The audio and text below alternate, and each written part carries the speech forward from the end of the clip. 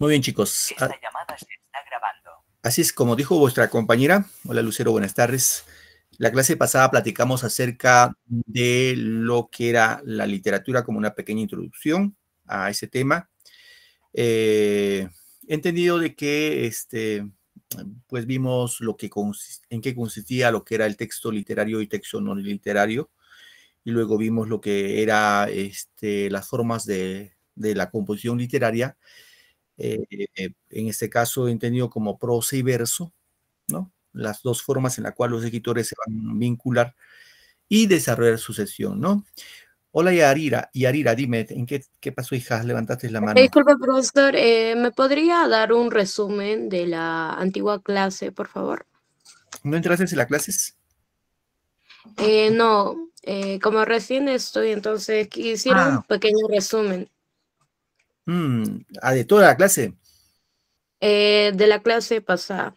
Sí, vamos a hacer lo siguiente, hija, para un poquito no poder, quizás vuestros compañeros se van a sentir incómodos, van a decir, profe, me está repitiendo el mismo tema. Lo vas a solicitar a la señorita Leslie, que te pase la clase grabada en enlace, ¿ya? Por favor, hija. Lo solicita nomás. La chica, la señorita Leslie, te lo va a facilitar el enlace y cosa que ves toda la clase que está grabada.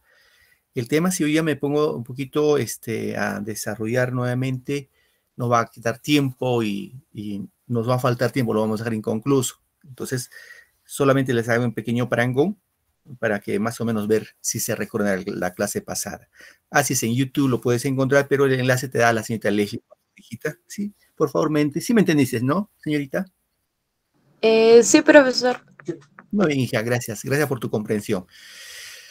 Muy bien, queridos chicos, vamos entonces a empezar con nuestra clase. Vamos hoy día a platicar de lo que son géneros literarios. Ya es un tema también bastante importante dentro de lo que corresponde a teoría literaria, ¿sí?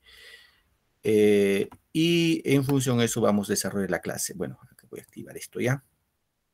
Siempre mi cámara está prendido, aunque no está muy bien la resolución, pero vamos ahí. Bien, chicos.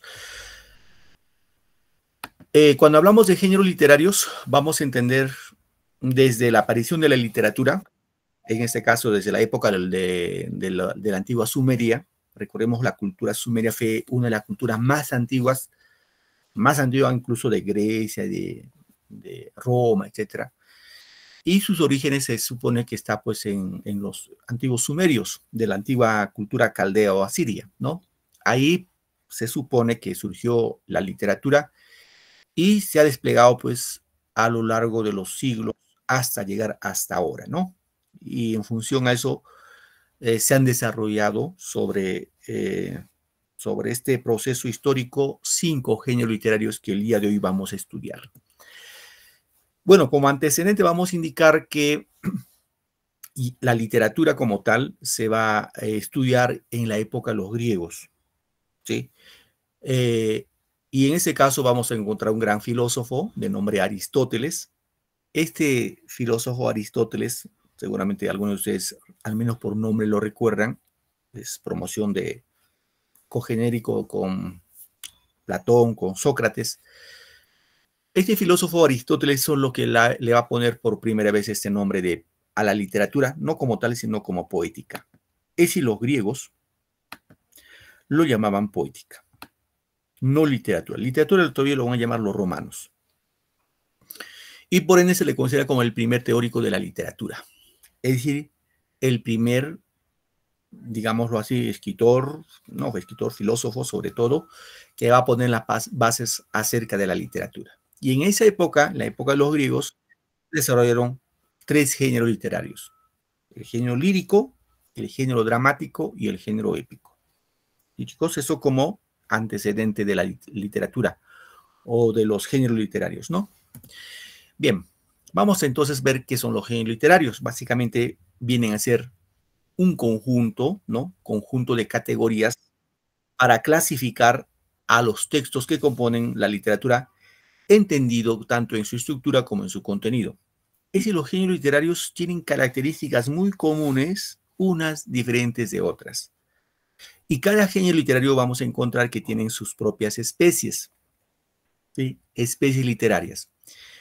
Aquí encontramos 4 géneros. Acá faltaría vincular el género expositivo. Son género lírico, épico, dramático, narrativo y expositivo. Repito, los 5 géneros literarios que vamos a estudiar el día de hoy. Vamos a partir platicando del género épico. Este género épico es el género más antiguo que existe sobre la faz de la Tierra. Se supone que es el primer género que se escribió en nuestro planeta, ¿no? En este caso, en la antigua Sumeria. ¿Qué características tiene el género épico? Básicamente es esencialmente narrativo, se narra acontecimientos históricos de hechos grandiosos, ¿no? La palabra épico proviene de los términos epos, ¿no? Epos, el término epos, ¿qué significa lo que se narra? ¿No? ¿Qué más podemos indicar? Encontramos descripciones de lugares, objetos, retratos de personajes, etcétera, etcétera. ¿Sí? Aquí, por ejemplo, vamos a encontrar 3 especies del género épico. ¿Sí, chicos? 3 especies.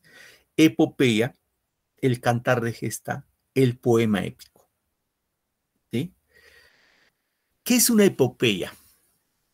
Por favor, eso sí hay que tenerlo bastante muy en cuenta. Si están ahí con su cuadernito en mano, tómenlo, apunten, por favor. Porque si no, esto nos vamos a olvidar y luego no vamos a saber de qué estamos hablando, ¿no? Siempre bueno que ustedes, no es que copien todo, ya saben, sino lo esencial. Género épico, 3 especies: epopeya, cantar de gesta y poema épico. Suficiente. ¿Qué es una epopeya? Una epopeya básicamente es un relato extenso, ojo, relato extenso, creado en verso, es decir, está escrito en poema. Ya saben ustedes que es verso, ¿no? Poesía. Sus protagonistas tienen características ejemplares y considerados modelos a seguir. Son guerreros heroicos, hombres virtuosos y con valores ideales por un pueblo o una nación. Como ejemplo tenemos aquí la Ilíada y la Odisea del autor griego Homero. Tenemos también otro gran escritor romano, Virgilio, que escribió una obra que se llama La Eneida. ¿Sí? Y mientras tanto, el Cantar de Gesta, que es muy parecido a la epopeya, pero tiene ciertas características que ahora lo vemos. El Cantar de Gesta básicamente narra las historias de un pueblo a través de un héroe, ¿no? Y son ejemplos, modelos a seguir en este caso, ¿no? El Cantar de Gesta apareció básicamente en la época medieval, siglo V al siglo XV después de Cristo. Son de carácter anónimo, no se sabe quién escribió, y fueron hechos por los juglares. Eran profetas, los juglares son los poetas, ¿no? Simplemente los poetas, que no cobraban, simplemente iban de pueblo en pueblo entonando estos poemas a cambio de vino y comida, ¿no? Como ejemplo tenemos el poema del Mío Cid en España, el Cantar de los Nibelungos en Alemania, el Cantar de Roland en Francia, todos de autor anónimo. Ahora, ustedes dirán, profe, ¿cómo diferencio entre epopeya y cantar de gesta? La epopeya, repito, queridos estudiantes, fue compuesto en la época antigua, ya, en la época antigua. Mientras el cantar de gesta en la época medieval. Otra diferencia, la epopeya, vamos a encontrar a personajes que van a ser dioses, semidioses y grandes héroes, grandes guerreros. ¿Sí? Mientras en el Cantar de Gesta no hay dioses ni semidioses, solamente hay un héroe que va a luchar sobre todo por lograr la independencia de un país. ¿Qué más? Aquí tenemos el otro que es el poema épico, que narra grandes hazañas escritas en octava real. El autor presenta de manera objetiva sucesos reales o ficticios que suceden en un escenario. Ejemplo, la Araucana de Alonso de Ercilla, la Cristiada de Diego de Ojeda, ¿no? Un poquito ampliamos esa parte, chicos, de lo que es epopeya. La epopeya, repito, su origen etimológico viene del término epos, que es discurso poético, y poiein, que significa crear. ¿Correcto? ¿Qué podemos decir entonces? Que la epopeya es un poema largo, ¿no? Que describe acontecimientos heroicos. Como ejemplo, tenemos ahí la epopeya de Gilgamesh, es lo que les decía, de la antigua Sumeria, es el libro más antiguo que se ha encontrado de datación más antiguo que se ha encontrado sobre la faz de la Tierra. La epopeya de Gilgamesh. También tenemos ahí la Ilíada, la Odisea del autor Homero, la Eneida de Virgilio, Batracomomaquia de Homero, entre otros libros más, entre otras obras más. A ver, chicos, un poco para ir platicando, si no se me van a quedar dormidos. Aquí tenemos a un personaje que lo han llevado al cine.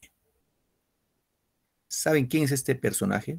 ¿Alguien se recuerda? Siempre llevaba un casco, un escudo. Aquiles. Muy bien, Katy. Aquiles, ¿no? Y ahora yo les pregunto, Aquiles, ¿a qué obra, personaje principal de qué obra es? Gilgamesh, la Ilíada, la Odisea, la Eneida o Batracomomaquia. ¿A cuál de estos libros Aquiles era el personaje principal? ¿Alguien tiene idea? Quizás por ahí ha leído. Aquiles, profesor. ¿De qué obra? La Odisea. Odisea, profesor. Ya, Ingrid, gracias, hija. Muy bien. ¿Qué dicen los demás? ¿Están de acuerdo? Ya. Vamos a ver. ¿De qué trata este personaje? Esta obra, digo, este personaje Aquiles es el personaje principal de la obra La Ilíada. ¿Ya? De la Ilíada, que es un poema de guerra. ¿Y la Ilíada de qué trata? Más o menos para ponernos en contexto, porque estamos hablando de epopeya. La Ilíada trata de la guerra entre dos naciones, entre Grecia y Troya. ¿Ya? Troya. Uy. La guerra entre Grecia y Troya, Dios mío, ¿qué pasó acá? Duró, de acuerdo a las crónicas establecidas, duró 10 años. Sí, chicos, duró 10 años. A ver, yo les pregunto, ¿por qué creen que fue la causa de la guerra entre Grecia y Troya? ¿Por qué se habrían peleado? ¿Por terrenos? ¿Por terrenos? Tierras, ya. ¿Qué dicen los demás, chicos? A ver, ¿por qué creen que se pelearon griegos y troyanos? Reitero, duró 10 años esa guerra. Para conquistar, para conquistar. Ya, muy bien. ¿Alguien más? Para conquistar otras tierras. Ya. Bien. Hay que entender, chicos, que en esa época Grecia era un país poderoso. Ojo, estamos hablando de la época antigua. Recorren época antigua. Y Grecia, situada en Europa, fue un país muy poderoso. Muy poderoso. Y Troya era un país pequeño. ¿Cuál es la característica? Que Troya, actualmente lo que se llama Turquía, ¿no? De que le gusta ver novelas turcas. Lo que es Turquía actualmente era Troya. El tema que Turquía era un lugar infranqueable, o sea, los griegos no podían entrar a Troya, pese que Troya era un país pequeño, porque habían construido enormes castillos y los griegos llegaban a la base y no podían como trepar. Y la lucha era pues ahí, ¿no? Bien, la guerra entre Grecia y Troya, aunque ustedes no crean, fue por una mujer. ¿Sí? ¿Alguien recuerda cómo se llamó esa mujer que les hizo pelear? Elena. Elena, profesor. Elena, Ajá. profesor, Elena. Elena, muy bien. Siempre se dice que, bueno,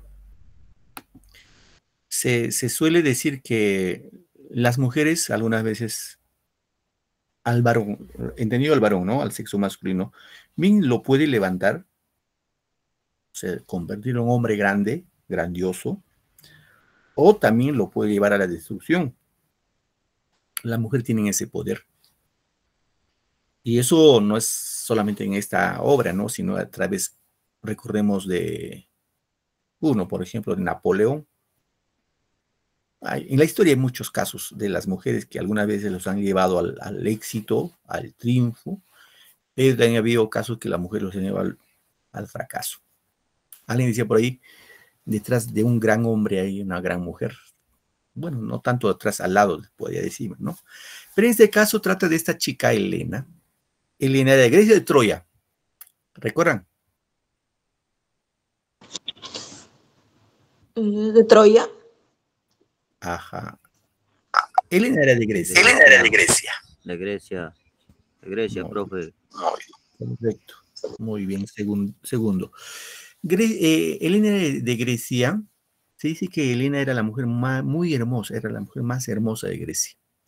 Como le decía, que en esa época Grecia era un país poderoso y pues en cada polis, ojo, polis, así sinónimo de ciudad, en cada polis había reyes. Así para entender, ¿no? Por ejemplo, Trujillo, una ciudad, tenía su rey. Lima, ciudad, tenía su rey. Arequipa, ciudad, tenía su rey. Piura, ciudad, tenía su rey. Más o menos para entenderlo. Y todos los reyes querían casarse con Helena. Se disputaban el amor de Helena. Entonces, estos reyes dijeron, pues bueno, no hay que pelearnos por Helena, entonces vamos a sortearnos. Tenían que sacar su acertijo, o sea, su anillo, y ubicar sobre así como un cántaro, ¿no? El que lo ubicaba, pues se casaba con Helena y se casó un viejito. Y Helena era pues la jovencita. Ese viejito se llamó Menelao. ¿Ya? Menelao.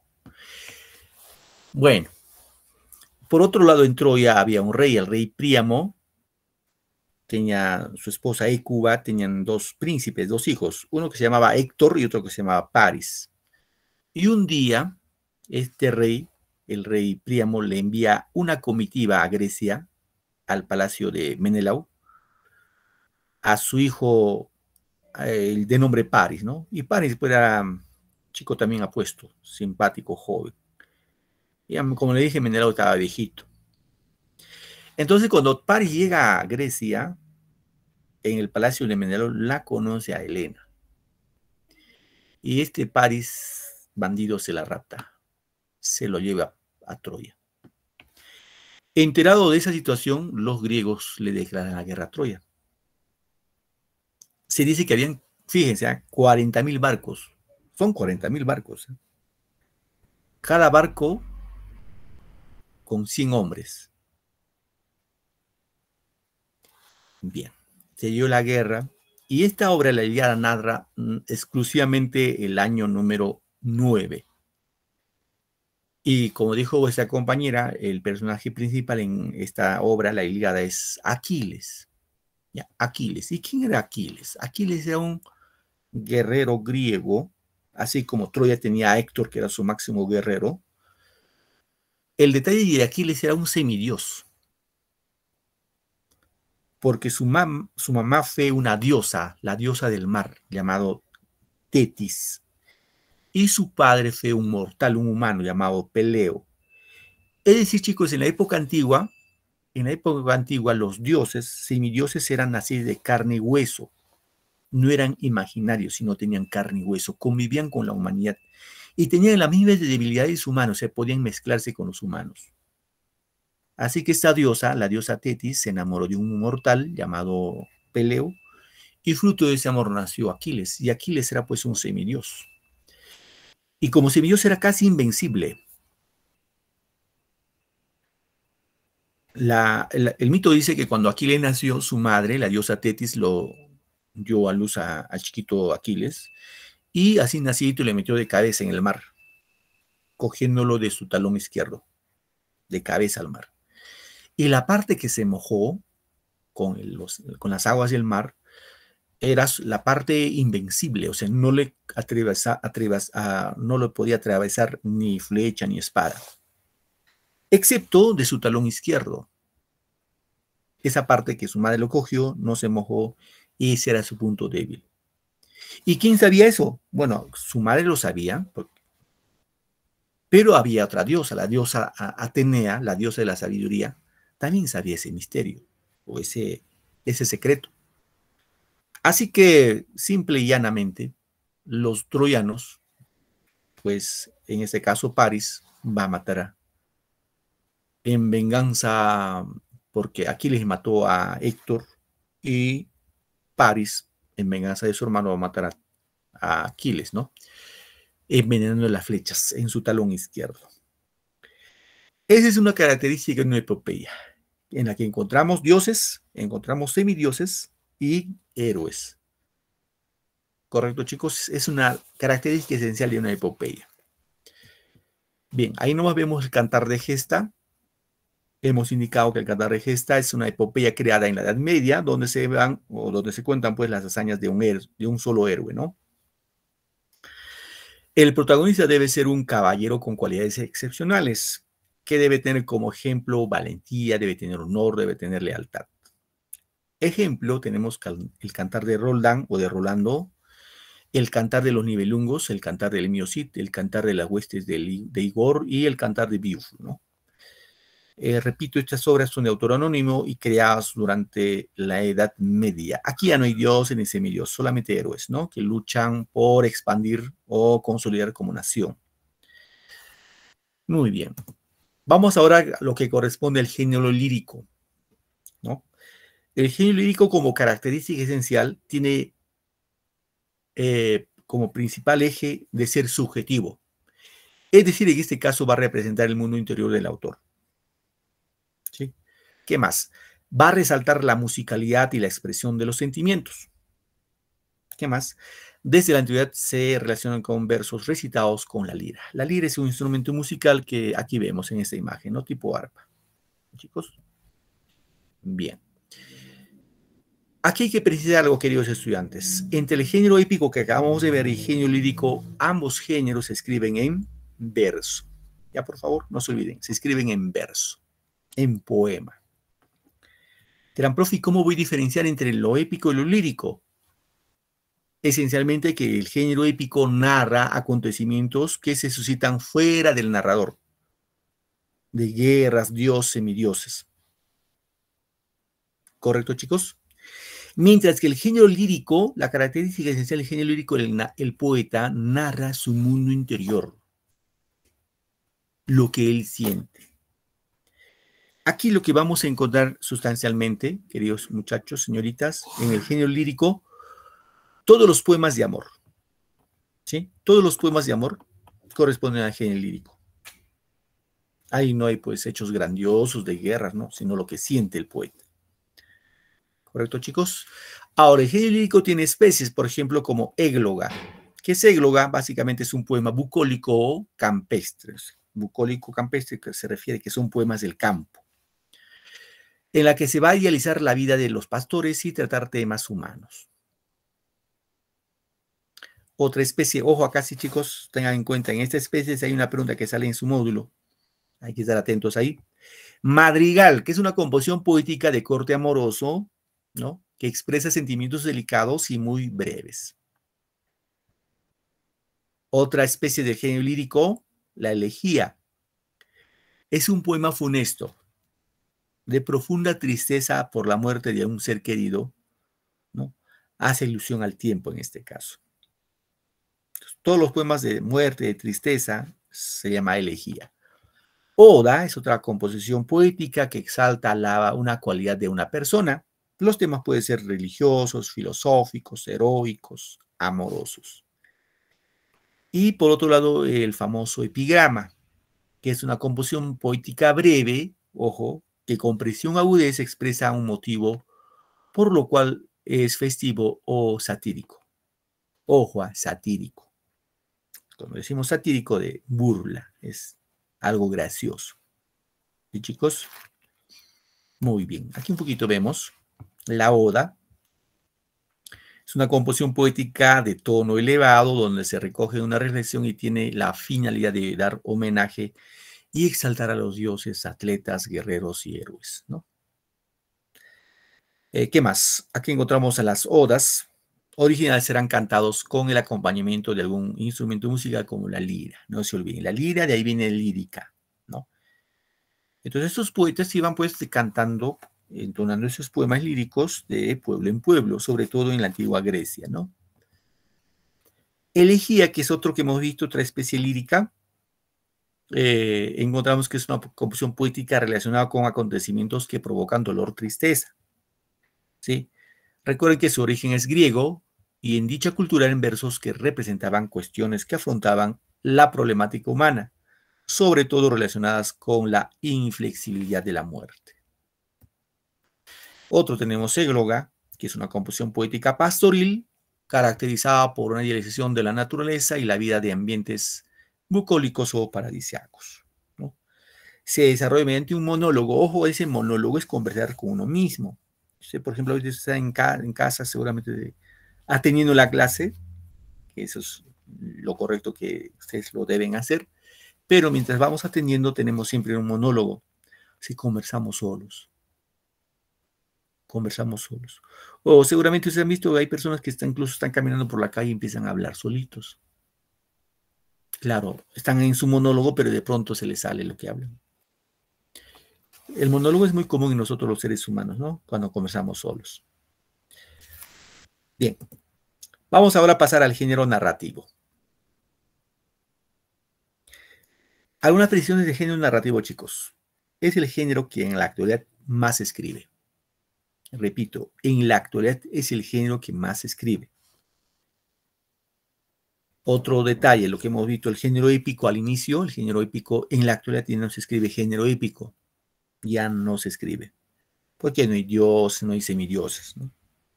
Tampoco hay héroes. Género lírico sí se escribe. Pero repito, chicos, el género que actualmente más se escribe es el género narrativo.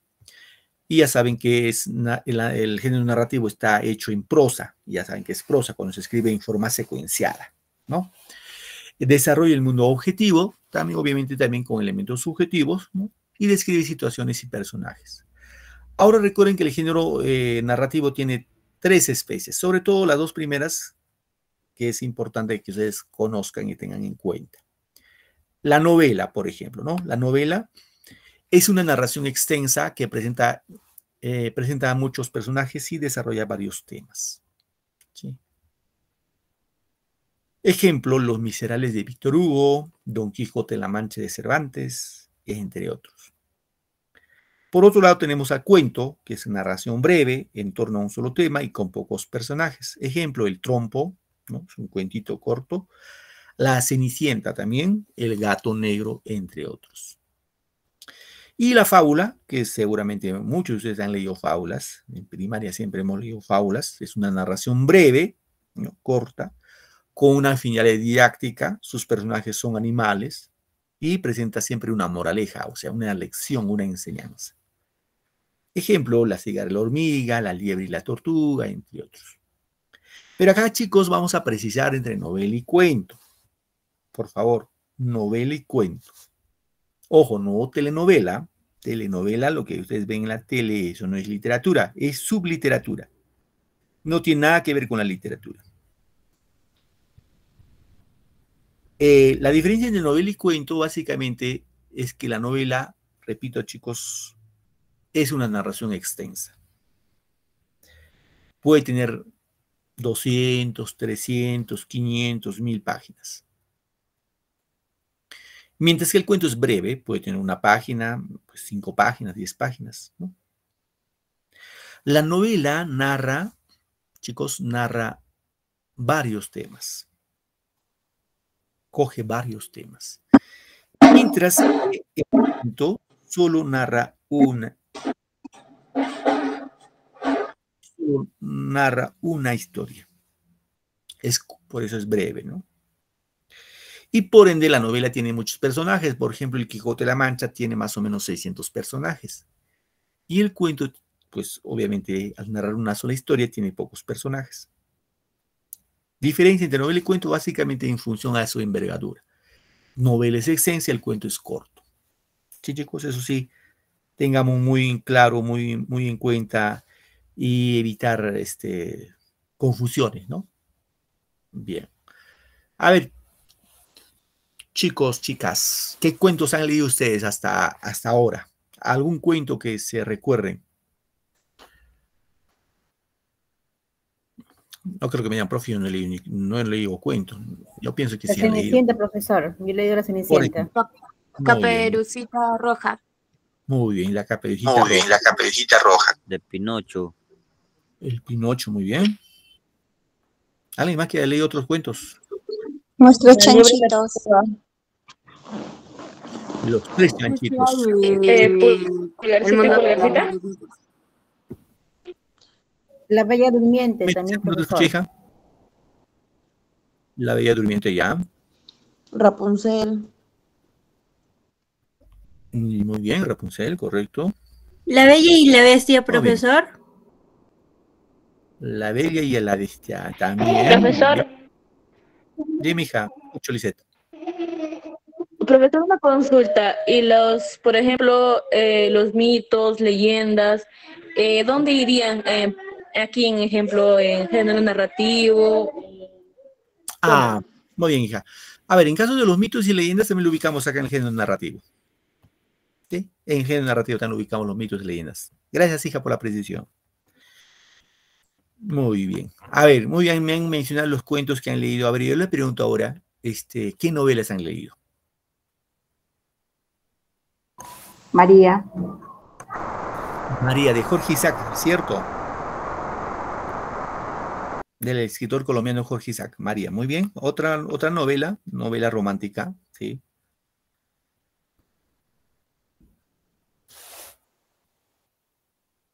Bien. A ver, hay una novela que, bueno, personalmente... Crepúsculo. Crepúsculo. Ahí sí que me agarraste. No sé si será novela eso. No, primero no sé si es texto literario. Creo que sí es texto literario. Ya. Hay una obra que a mí personalmente me gusta, se llama 100 años de soledad. Moisés, profesor. Moisés. Ah, ese Moisés es de telenovela. No, Profesor, no es. ¿la Biblia también entra ahí? Dígame. ¿La Biblia también entra ahí? La Biblia, a ver, ojo, chicos, la Biblia se ubica como texto literario, sí, como texto literario. Gran profe, ¿y en qué género lo ponemos en la Biblia? ¿En qué género? Épico lo ponemos ahí. Porque cuando uno lee Profe, Dime, hija. también hay crimen y castigo o rasgo, creo. Sí, está bien, Crimen y castigo. Y Sí, castigo. Van a ver. sí, correcto. De Fedor Dostoyevsky, el escritor ruso. Cierto. Muy bien, hija. Excelente. Es una novela muy, muy profunda, ese Crimen y Castigo. Bien, les decía, hay una novela que a mí personalmente me ha gustado y les invito a que puedan leer, se llama 100 años de soledad. Es del escritor colombiano Gabriel García Márquez, ganador del premio Nobel. Bueno, ya es difunto, hace poco ha muerto, hace, no, 2014, si mal no recuerdo, falleció. Bueno, la historia de 100 años de soledad se trata de lo siguiente, más o menos para que tengan en cuenta. También puede ser Bajo la misma estrella. Bajo la misma estrella es más que novela, es texto de autoayuda. Es texto de autoayuda, Bajo la misma estrella. Excelente. ¿Y La peste? También. La peste es novela. Muy bien. 100 metros bajo tierra. 100 metros bajo tierra. Me parece, o no sé si estoy mal, me parece que es Julio Verne, el autor. Si fuese él, sería novela. Imaginaria. Bien. Imaginaria, también novela. Guerra y paz. Guerra y paz, claro, novela. Escritor ruso. Dime, Leonard García.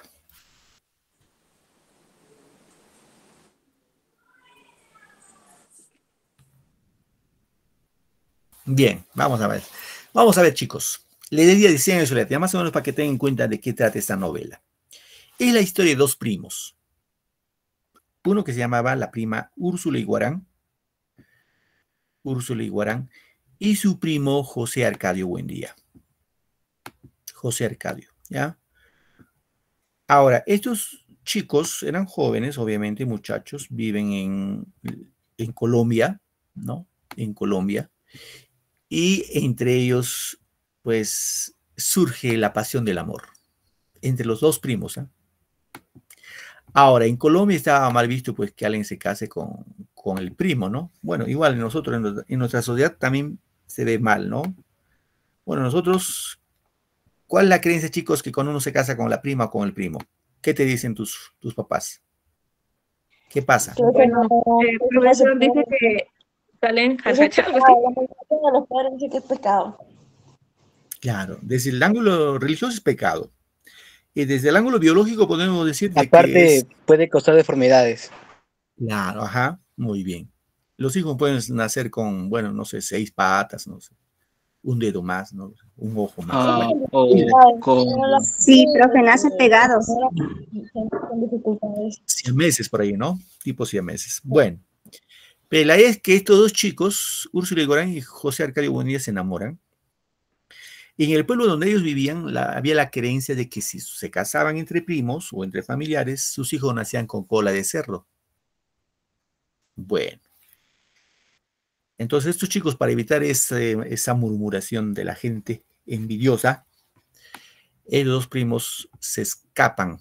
Eso nunca hagan, chicos. Se escapan. ¿A dónde, profe? Se escapan a la selva.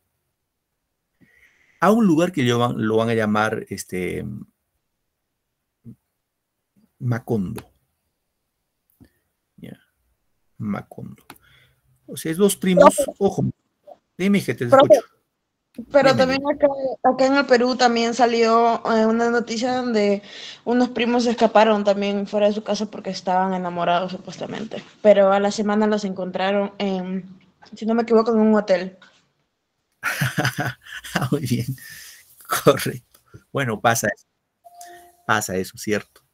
Bueno, estos chicos, estos primos no se fueron a un hotel, se fueron a la selva. En la espesura de la selva, donde no había nadie.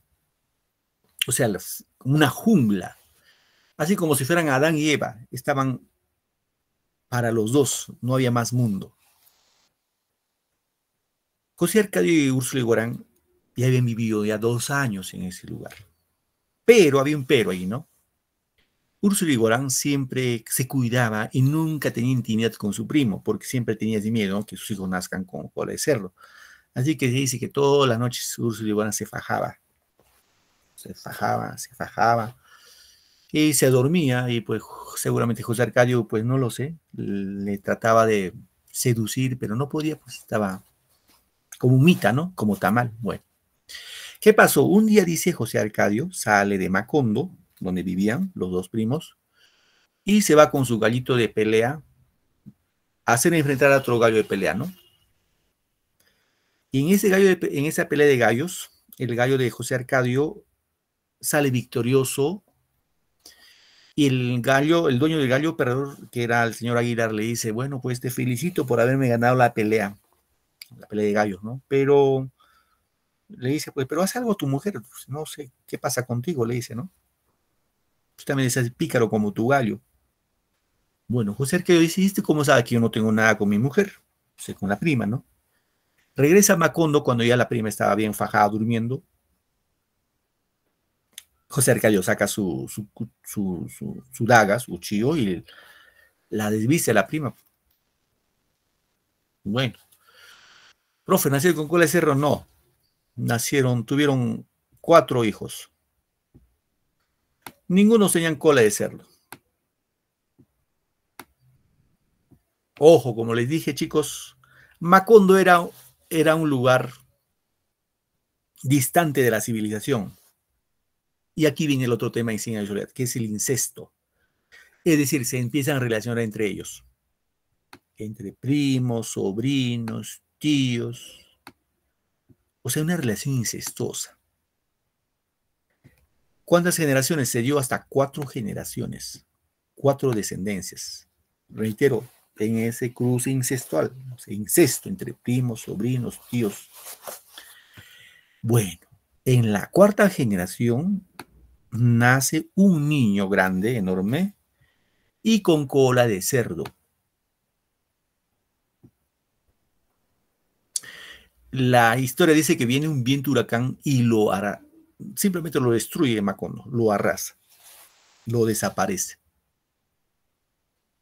Ahora, esta novela, chicos, 100 años de soledad, es una novela que aparentemente pues narra una sola historia. No, es una historia, pero fantástica, ¿no? Porque cuando tú lees una página de esta novela, pues es una historia diferente. Sigues leyendo, encuentras otra historia diferente. Es decir, siempre Gabriel García Márquez, el famoso Gabo, siempre ha buscado desarrollar en sus novelas lo real y lo maravilloso, lo mágico, ¿no? Y en esta novela demuestra eso, ¿no? Una historia que era propio de Colombia, de un pueblito, lo universaliza para todo lector. Entonces, eso más o menos para que tengan en cuenta en esta novela, ¿no? De 100 años de soledad. Muy bien, chicos. Avanzamos. Vamos ahora con el género dramático, lo que llamamos teatro. ¿Sí? Teatro. Es el arte que une lo objetivo con lo subjetivo. Presentan las acciones a través del diálogo, ¿no? Y los movimientos. La obra dramática está creada, pues, para su representación ante un público. ¿Correcto, chicos? El género dramático tiene 3 especies: tragedia, comedia y drama. ¿Ya? Tragedia, para tener en cuenta, los protagonistas son ilustres y se ven enfrentados de manera misteriosa contra el destino fatal. Ojo, existe la fatalidad acá. El tema, sobre todo, es funesto y sombrío. Cuando dices funesto y sombrío, existe muerte. Ejemplo, Edipo Rey de Sófocles, Orestiada de Esquilo, Hamlet de Shakespeare, ¿no? Y comedia, que es una especie teatral que maneja los temas risueños y otras veces con una finalidad didáctica. Posee un final feliz, ¿no? Como ejemplo tenemos de Las nubes de Aristófanes, El avaro de Molière, Ñacatita del peruano Asensio Segura, ¿no? Y drama, chicos, drama es la combinación entre tragedia y comedia. Recuerden, tragedias, los hechos son funestos de muerte, desgracia. La comedia es feliz, alegre, festivo, ¿no? Y drama podemos compararlo así como nuestra vida. Combinación de la tristeza y la alegría. ¿Sí? Ejemplo, Ollantay de literatura incaica de autor anónimo, Fuente Ovejuna de Lope de Vega, La vida de sueño de Calderón de la Barca, entre otros más. A ver, un poco para tener en cuenta acá, vamos a ganar tiempo. En obras de teatro, por ejemplo, de tragedia, hay una obra que es bastante conocida, que es Edipo Rey. Acá también lo hemos mencionado, ¿no? Bien, Edipo Rey se trata de la historia, chicos, se trata de la historia de 2 reyes. El rey Layo y su esposa Iocasta. ¿Ya? Layo y Iocasta eran reyes de Tebas. ¿Dónde queda Tebas, profe? Grecia, la antigua Grecia. Entonces, Layo y Iocasta son reyes de Tebas, pareja joven. Un día se les ocurre ir a un oráculo en el templo de Delfos. En el templo de Delfos, ahí había un dios que se llamaba el dios Apolo. Este dios Apolo tenía bajo su mando 24 adivinos. Y uno de esos adivinos les vio el futuro a Layo y a Iocasta y le dijeron lo siguiente. Muy bien, queridos reyes de Tebas, le dice pues a Layo, vas a tener un hijo. Mira, Layo, te va a matar a ti, y a Iocasta le dice, se va a casar contigo. En otros términos, repito, por favor, el oráculo le dice que van a tener un hijo, y ese hijo le va a matar a su papá, que es Layo, y se va a casar con su propia madre, que es Iocasta. Bien. Para evitar ese oráculo, cuando Iocasta tiene su bebé, justamente tiene un hijo varoncito. Y para evitar el oráculo, lo que van a hacer es lo siguiente, mandarlo matar al niño, para que no se cumpla el oráculo. Así que le mandan a un siervo, ¿no? Le dice, mira, te llevas a este niño y lo matas. Lo matas. Este siervo lo ata de pies y manos al niño nacidito, se lo lleva, y cuando está a punto de matarlo, se compadece del niño y se lo regala a unos caminantes que iban por ahí, ¿no? Esos caminantes se llamaba Pólibo, el señor, y su esposa se llamaba Mérope. Entonces, estos caminantes no tenían hijo. Y se lo regalan a ese niño. Y como no sabían cómo se llamaba a ese niño, le van a poner el nombre de Edipo. Edipo en etimología significa de pies hinchados. Entonces Edipo creció bajo el mando, el cuidado de Pólibo y Mérope. Edipo creyó que siempre era su papá y Mérope era su mamá. Bueno, ¿qué pasó, profe? Dirán ustedes. Un día, cuando ya Edipo tenía 20 años más o menos, se le ocurre ir al templo de Delfos, consultar el oráculo para ver su destino. Y en el templo de Delfos le dicen, mira, Edipo, tú vas a matar a tu papá y te vas a casar con tu mamá. Entonces Edipo sale pues un poco consternado, dice, entonces para que no se cumpla el oráculo, no vuelvo a mi casa, o sea, no vuelvo a las tierras de Pólibo y Mérope, me voy fuera de ese lugar. Nunca más regresa a su casa, donde él creía que eran sus padres, su papá Pólibo y su madre Mérope. Y Edipo empieza como caminante por toda Grecia, así sin rumbo. Y un día, cuando Edipo iba caminando por un camino angosto, se aparece un carruaje, caballo y su carreta. Hay en 3 ocupantes y casi lo atropellan al pobre Edipo y se produce una gresca. Se discuten y luego se pelean y Edipo mata a 2. De los 3, a 2 los mata.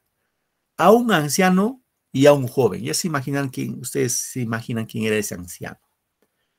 Bueno, el único sobreviviente se va a Tebas y comenta, manifiesta de que delincuentes los han asaltado y los han matado al Layo y al otro siervo, ¿no? Bueno, quedó viuda Iocasta y buscaban esposo para Iocasta, porque se había quedado viuda. Pero para que se case, o sea, para que asuma ser nuevo rey, tenían que responder el misterio de la esfinge. A ver, chicos, chicas, ¿quién de ustedes quiere casarse con Iocasta? La pregunta era un acertijo. ¿Cuál es el animal que en la mañana camina con 4 patas, al mediodía con 2 y en la noche con 3? ¿Alguien recuerda? ¿O alguien sabe esa pregunta? Ese acertijo. Voy a repetir ya. ¿Puede repetir, profesor, el acertijo? Voy a repetir ya. ¿Cuál es el animal que en la mañana camina con 4 patas, al mediodía con 2 y en la noche con 3? ¿La persona? El hombre, profe, el hombre. Así es, el hombre. El hombre. Profe, ¿cómo el hombre? A ver, cuando somos niñitos gateamos de 4. Ya cuando luego nos paramos. Y cuando ya somos viejitos, con nuestro bastoncito de 3 en la noche. Y esa pregunta, ese acertijo que Edipo andaba por ahí, lo respondió Edipo. Ese acertijo. Y como pueden ver, Edipo se casó con Iocasta. Se casó con Iocasta. ¿Tuvieron hijos? Sí, tuvieron hijos. ¿Cuántos hijos, profe? 4. Y ahora, seguramente la historia no se hubiera sabido la verdad, pero pasó algo. Iocasta y Edipo ya eran los nuevos reyes de Tebas, pero de pronto en Tebas la gente se empieza a morir, así como el COVID-19, una peste. La gente se moría, se moría, se moría. Bueno, para sintetizar, Edipo se va al templo de Delfos y le dice al adivino, ¿por qué hay peste en Tebas? Y el adivino le dice, mira, para que calme la peste de Tebas, el asesino de Layo tiene que irse, porque el asesino de Layo está viviendo en Tebas. Se va el asesino de Layo, va a calmar la peste. Hacen llamar al único sobreviviente y lo hacen declarar quién fue, ¿no? Y ahí empieza a declarar que no fueron varios, solamente fue uno. Y coincide con lo que hizo Edipo. Iocasta, ahí vemos la tragedia. Iocasta, ¿qué hizo Iocasta? Le interesa que se iba a casar con su propio hijo. Se ahorcó con sus cabellos. Se ahorcó. Edipo cogió los prendedores de su madre y se pinchó los ojos. Y dijo, maldito yo haber engendrado a mis hijos donde yo mismo fui engendrado. Y nunca más quiero ver la luz del día. Y se pinchó los ojos. Y pidió que le boten así ciego de Tebas. Es una tragedia, chicos. Una tragedia en la cual el destino del hombre está ya decidido por los dioses. Y no hay forma de escaparse. Es de acuerdo a la concepción de los griegos, ¿no? Muy bien, chicos. Bueno, hemos visto comedia y tragedia, bueno, en este caso drama. El género expositivo, sustancialmente, en este caso, vamos a encontrar, chicos, el género expositivo. Es el género seguramente que poco se trabaja. ¿Ya? Es poco trabajado este género. Se ubica entre el análisis racional, ojo, ahí hay un enfoque racional, y la creación literaria, en la que se expresa ideas y argumentos en relación a un tema determinado, ¿no? Su especie más conocido del género expositivo es el ensayo. ¿Qué es ensayo? Es un texto escrito en prosa en donde se analiza, interpreta, evalúa o enjuicia un tema. Ejemplo, yo le puedo decir, chicos, a ver, para la próxima clase me van a escribir un ensayo acerca de la realidad del Perú actual. Por ejemplo, un ensayo acerca de la delincuencia en el Perú. Entonces, ¿ustedes qué van a hacer? Ojo, no es tarea, chicos, es como ejemplo. Enfocarán de acuerdo al lugar donde viven cómo es la delincuencia, cuáles son las causas de la delincuencia, qué soluciones se puede dar para combatir la delincuencia. Entonces tú planteas una solución a ese problema. Es un ensayo. Se plantea un problema y se busca alternativa de solución. ¿Correcto, chicos? Ahora, en este caso es considerado como el máximo exponente del ensayo, es el escritor francés Michel de Montaigne, considerado el creador del ensayo. ¿Sí, chicos? Entonces, un poquito recapitulamos lo que hemos hecho, ¿ya? Hemos visto los 5 géneros literarios, eso no hay que olvidarnos. El género épico, lírico, dramático, épico, lírico, narrativo, dramático y expositivo. Hemos indicado que cada género tiene sus especies. Por ejemplo, el género épico tiene la epopeya, el cantar de gesta. Esos dos sobre todo. El género lírico tiene especies como la oda, égloga, epigrama, entre otros, ¿no? El género narrativo tiene especies también como el bonito cuento, novela, fábula, mito, leyenda. El género dramático también tiene especies, no hay que olvidarnos: tragedia, comedia y drama.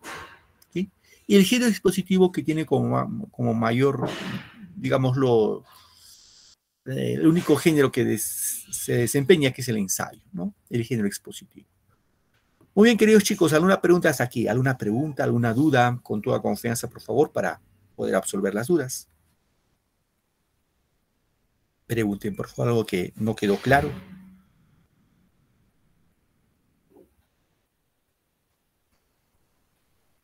Se dejó entender, entonces quiero entender que está claro. Sí, profesor, todo claro. Muy bien, Lisette. Los demás se me quedaron dormidos. Sí, profesor. Todo claro. Sí, profesor, se quedó claro. Claro. Muy bien, chicos, muy bien, gracias. Entonces, por hoy ya no vamos a quedar esta parte, ya nos vemos la próxima clase. La próxima vamos a hablar acerca del género, no, de las figuras literarias. Dime, Lili, ¿alguna pregunta, hija?